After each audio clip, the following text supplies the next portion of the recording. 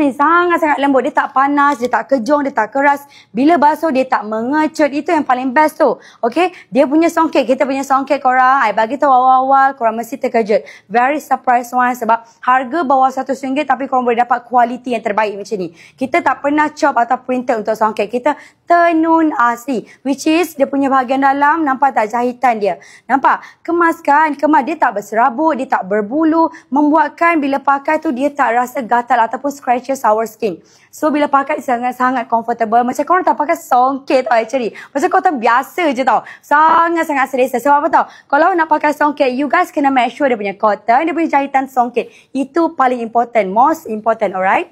Okay, untuk Syafi Ghani, ya. Anak berat 42, alright.